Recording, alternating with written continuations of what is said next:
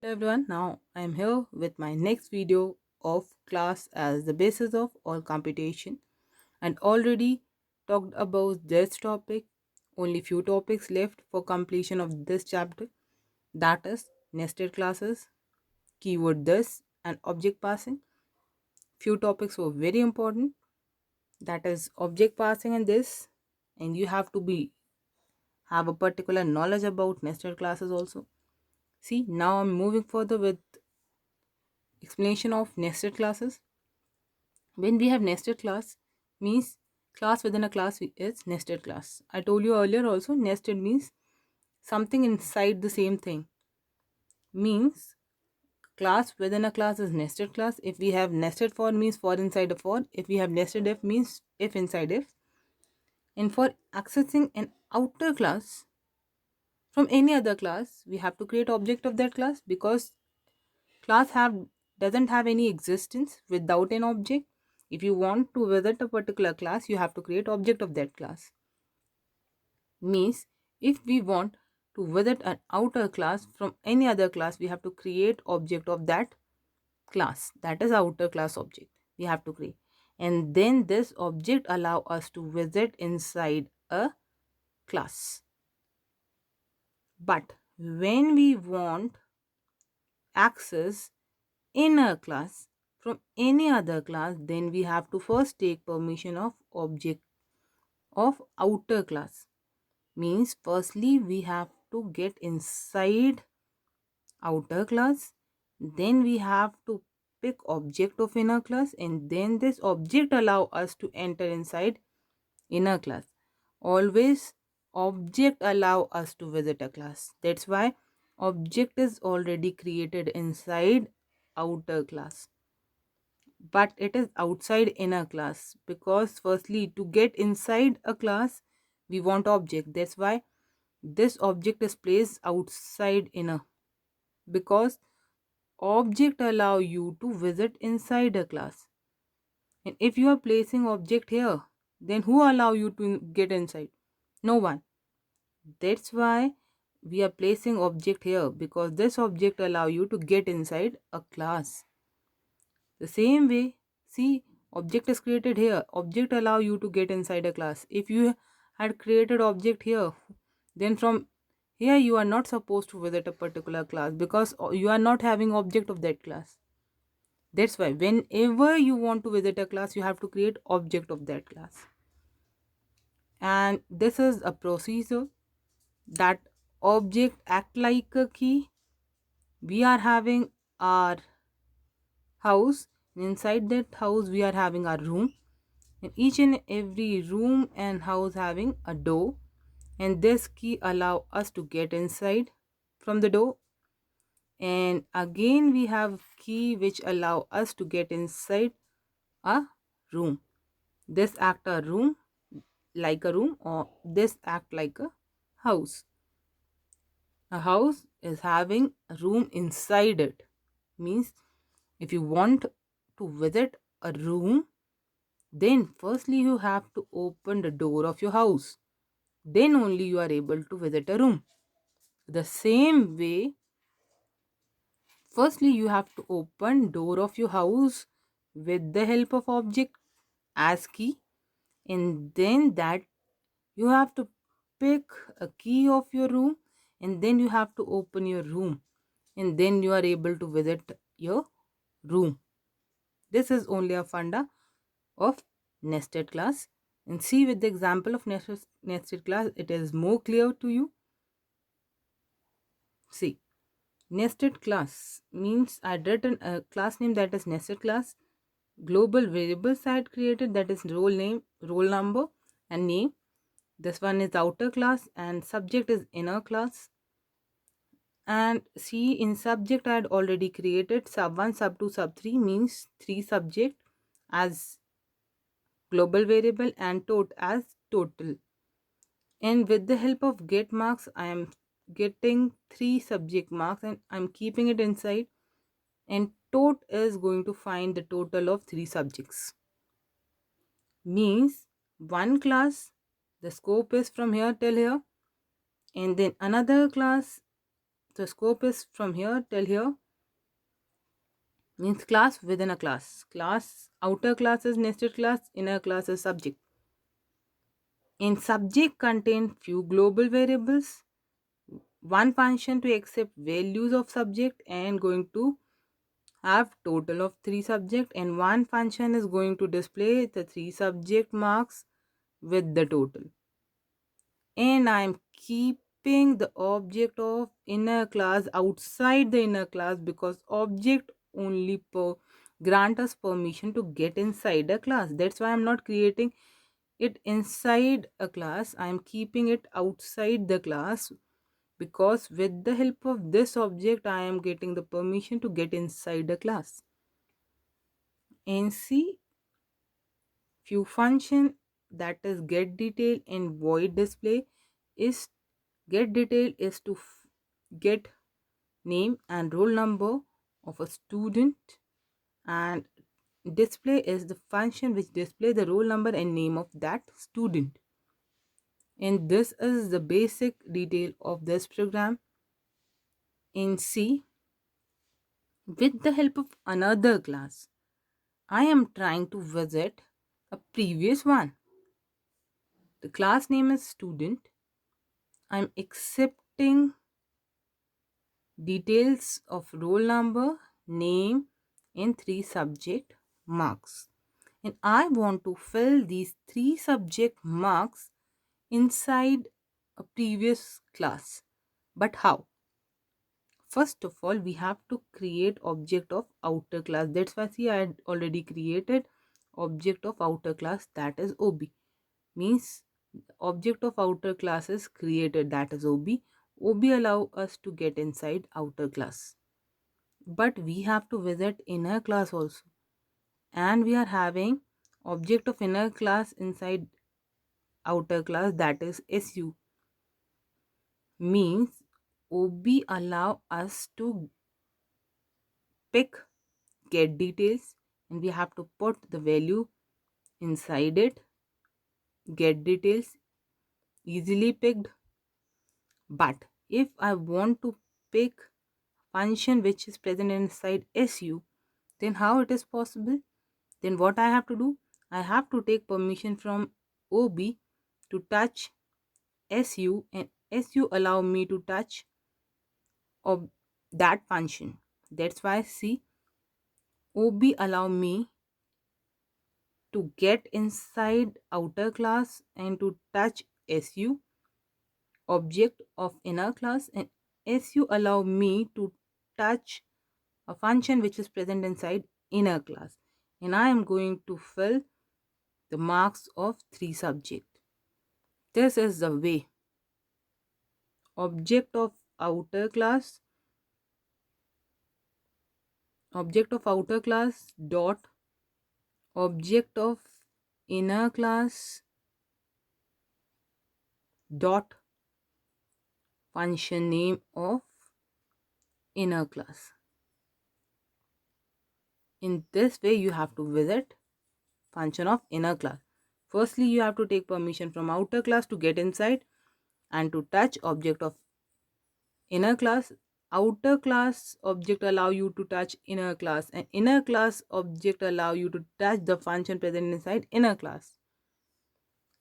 And see, this way I had filled the name and roll number with the subjects, and then I want to display the name and roll number with the total and the subject marks.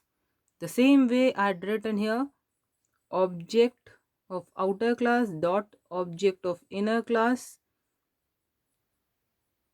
and see after that the function of inner class. In this way I can pick each and everything, I'm invoking it, and see the result what I'd find it out. Roll numbers, name I'd already filled, subjects already filled. See, I displayed the roll number with the name, the three subject marks with the total marks. This is the process how nested classes works. Now moving further with keyword this. Actually, this is keyword which is used to point current calling object. What is current calling object? Sometimes students were confused with the words current calling object. Actually, we can create any object of a particular class. For example, if I am having a class ABC, ABC OB1 equals to new ABC, means I'm creating one object, that is OB1. Now in this line, OB1 is current object. Whenever we are accessing a particular line, in that line, that object is current object. If I am creating second object, ABC OB2 equals to new ABC, function bracket open close semicolon. Now OB2 is current object. In this way, I'm telling you, this is used to point current object. Actually, this is a pointer which always point toward address of a object, always points toward address of object. Whose object? Current calling object. Second point, C. Keyword this is used to remove conflict between instance variable and local variable. Now what is conflict? Actually some sort of confusions. What sort of confusions we are having? When we are having a same name as global variable and same name as local variable, then confusion occurs. Actually, when we are going to display A, what will happen? If this A receives value that is 2 and this A receives value that is 5, when we are going to display a value of A, what will happen? We are getting 2 as answer. Why? Because A always check the nearest value. Nearest value is 2. That's why A never going to search another, if we are having another A or not. Computer is not going to search. That's why what we are having? We are having the nearest A with us, that contain 2. That's why the output is 2. But if you want to focus on global variable, then what? Then you can write this dot A. If you are writing this dot A, then it allow you to access global variable and the value is in front of you, that is 5. Means it always remove a conflict between instance variable and local variable when the name is same. The variable name is same. Then it remove a conflict between both of them. And it is used to invoke a current class constructor, leaf constructor, next chapter is constructor. Global variable we can touch methods. See, the global variable I already told you, we can touch method by writing this dot method name. And if we want to touch constructor, we have to write this function bracket open close. Simple this function bracket open close, because this function bracket open close says it is a constructor. We can use this for these things. Keep in mind all these things. And I am moving further right now with object passing. Object passing, we can tell us it as object as method parameter. When we are passing a method parameter, previously we had learned about we are passing values of a variable as call by value, and when we are passing array address as call by reference, and now we can pass object also. And now you have to focus how we are going to pass object. Object depends on class and class is the non-primitive data type. And just remember, when we are passing a non-primitive data type, then we are passing an address of that non-primitive data type. Means it is called by reference. When we pass an object to a function or a constructor, then it is said to be object passing. See, one demo is in front of you all, one sample program, that is class XYZ XYZ is a constructor. And see how we can identify that object is going to be passed. See, by seeing this, if a class name is written with a particular variable, it is not a variable, it is object. Whenever you are going to see the class name with something, that something is object, means here you have to receive object of a class. And how we are going to receive an object of a class? See, I had created one demo where one object, that is OB1, is with us, and I am passing OB1 with the help of OB2. When I am creating object of class XYZ, that is OB2, I am passing OB1 within it. Means from here we are passing value to a constructor. Object we are passing to a constructor. It is called by reference. It is called by reference. And the same way I can pass these things from the functions also. I can pass object with the function also, and it is object passing. Here we are passing an object. That's why it is object passing. And see, one demo is in front of you all so that you can identify what I am talking about. With the help of example, I had created one example so that it is clear to you all. See, one class we are having obj pass, global variables for AB, and one function I'm having which receives two values. For example, it receives an m and n formal parameters, and then the value of the formal parameters is going to be saved in global variable, that is AB. And see what happened. It is received inside A and B. And leave this part. I'm talking later about this part. See, display is used to display the value of A and B. And we are having a function that is main function. In this, I'm going to create object number 1, object number 2, object number 3 of the class obj pass. Means this part will happen now.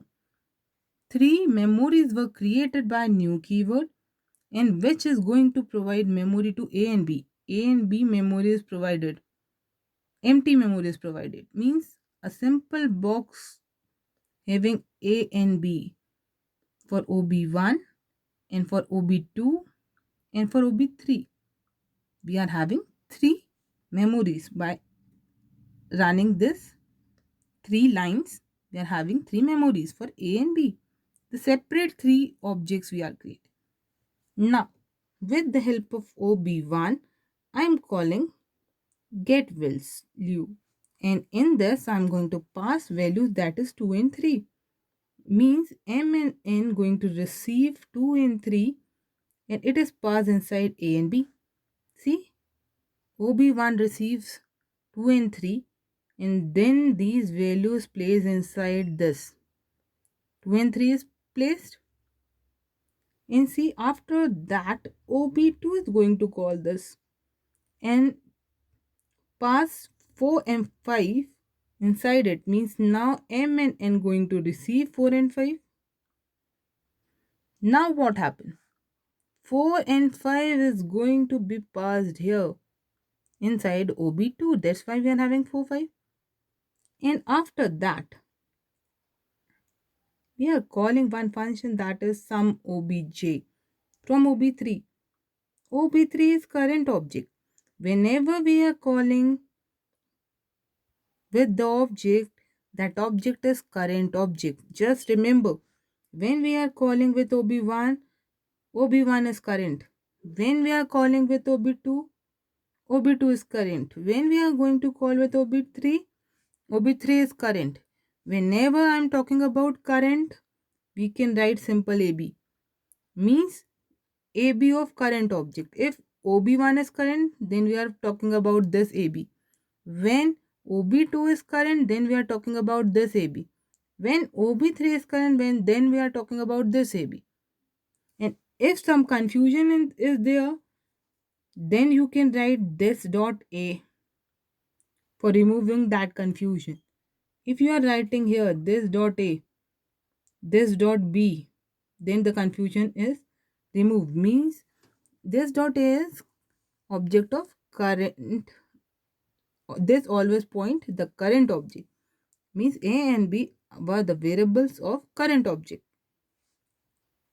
And see, when we are passing object here, means OB received by OB1 received by P and OB2 received by Q. That's why we are having a name P and Q. Means OB1 and OB1 and P both were sharing the same address.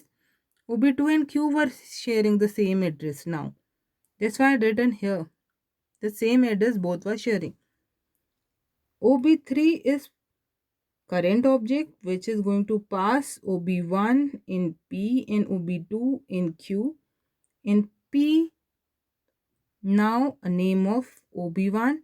Q is now a name of OB2. And now here OB1 and OB2 never works because it is not in scope. It is here. In this scope, OB1 and OB2 works.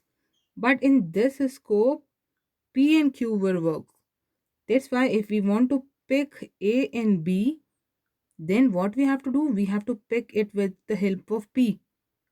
If you want to pick A and B of OB1, you have to pick with P. And if you want to pick A and B of OB2, then you have to pick it with Q. That's why I'm writing P dot A plus Q dot A.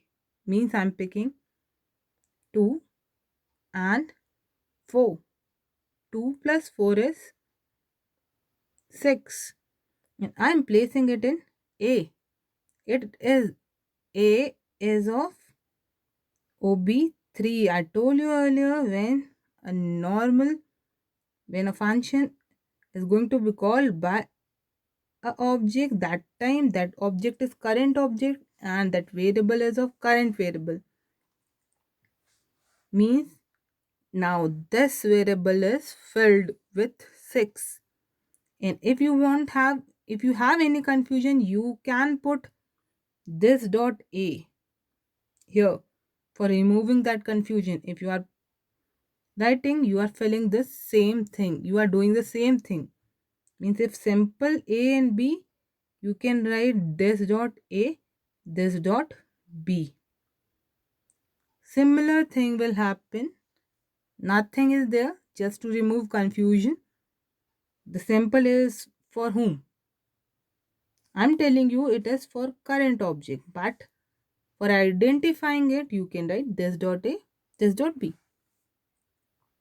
See, because OB3 is going to call it, that's why the values which are filled inside A and B is the variables of OB3. That's why, see, the second line when execute P dot B plus Q dot B. P dot B dot plus Q dot B means P dot B is 3 and Q dot B is 5. 3 plus 5 is 8 and 8 is going to be filled inside B of OB3 because OB3 is current object. And to display you all these things, and one more thing I want to tell you, this is object passing. When we are passing an object to a function parameter, then it is object passing. And see, when we are displaying it, I'd written in the pattern that you are able to understand which one is displayed. See, the first object value I want to show you. See, all objects have different memory and the different values also.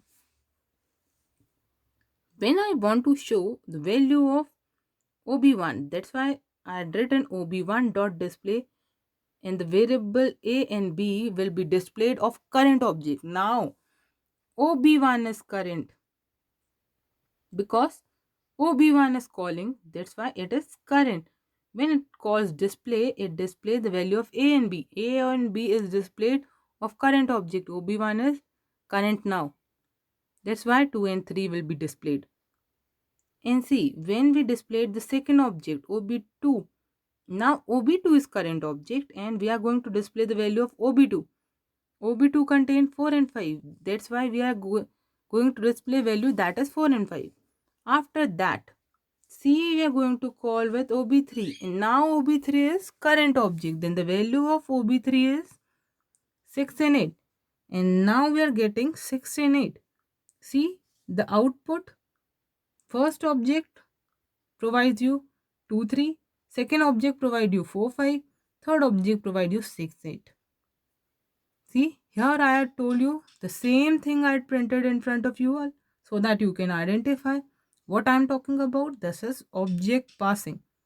One object helped another object for manipulating thing, for calculations, and going to provide the values what one object is having, going to provide the values to another object. This is object passing. And if you have any doubt, then do ask from me. Now your portion is completed. Now the theoretical portion is completed. If you have doubt, do ask from me. And for now, thanks for watching.